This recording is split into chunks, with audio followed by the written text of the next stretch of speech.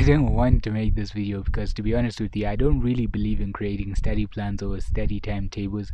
I've tried both the prospective timetable and Ali Abdal's retrospective timetable. As you can see here, this was my 2022 A-level prospective timetable, and I couldn't even get to completing it. The problem with this timetable is that once you miss just one thing, everything falls apart. You try to make up for a missed bio study session by putting it in a math slot, but what happens to that math slot you've stolen? This is just one of the many problems with the prospective timetable. The retrospective timetable fixes most of these problems. It's very flexible and is dependent on your weaknesses. You can check out Ali Abdal's video on it, but in a nutshell, you list down all the topics you're doing, and every time you study a topic, you record its performance. So when you next sit down to study, you're simply choosing to do the topics that you're weak in. If you miss a study slot, it doesn't matter. The next time you sit down to study, you're doing your weak topics regardless. But as you can see, I only use this timetable in the exam season, and in some instances, I just couldn't be asked to record my performance. So how could I possibly have gotten straight A stars without a timetable for most of the year? I propose to you the bicycle method. Let's take a trip down memory lane. Remember when you were 5 years old and you were learning how to ride a bicycle? You just got on the bike every single day and fell over and over again until some fateful day you eventually learned how to balance. And then from there it was a matter of just gaining confidence, removing the training wheels and falling some more until you mastered the art of riding the bicycle. Just riding my bike, not overthinking my life. Comment down below if you know the reference. But the point is, you didn't drown yourself in timetables.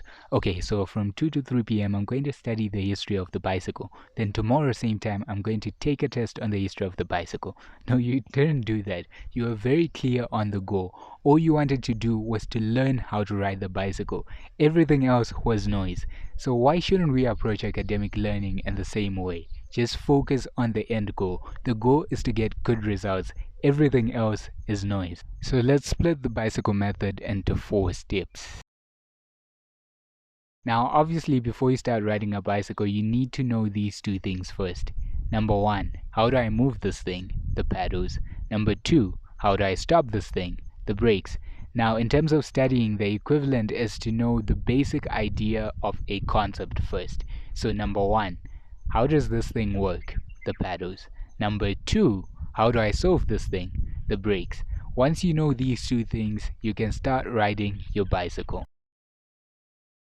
Once you learn how to move and stop a bicycle, you then hop on the bicycle and you inevitably fall over and over again. This is when you start to do questions on the concept and you're going to get a lot of them wrong and you're going to feel very stupid, but it's all a part of the process. Subconsciously, after you fall, you try to identify why you fell. Maybe on the first attempt you were leaning too far left, so in the next attempt you try to lean a bit more right, but you overdo it, so you fall again, and then on the next attempts you're just adjusting, trying to find that perfect balance point until eventually you find it, and you start to see that you're now riding the bicycle, you're now getting the questions correct. At this point, it's time to learn how to ride the real bicycle. It's time to remove the training wheels.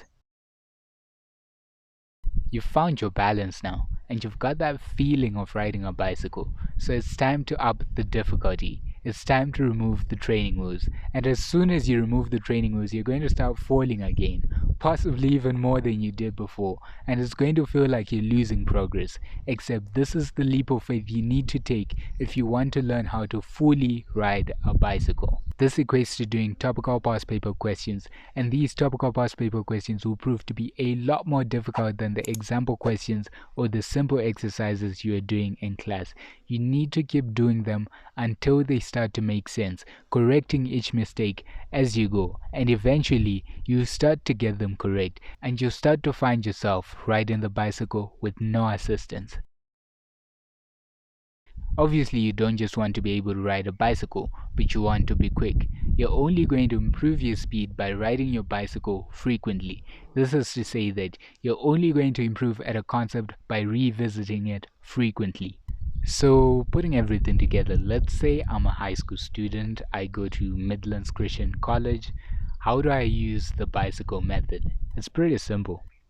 The day before the lesson, you want to know which topic will be covered in the lesson, then get comfortable with that topic. Learn the idea behind the topic, the pedals, and then learn how to solve that topic, the brakes. On the following day, you're going to attend the lesson. This is basically you getting comfortable with the topic for a second time, and this just helps to reaffirm whether you've actually really understood the idea behind that topic. And sometimes teachers might make a mistake, so it helps to know beforehand what's actually going on. After the lesson, you're going to fall, not literally of course. You're going to attempt questions on that topic and get them wrong and make corrections, then move on to topical past paper questions and do the same thing. Frankly speaking, there is no secret study timetable that you need to have to get those good grades. It really is just as simple as doing questions over and over again, falling over and over again until you learn to find that balance. It really is just as simple as learning how to ride a bicycle.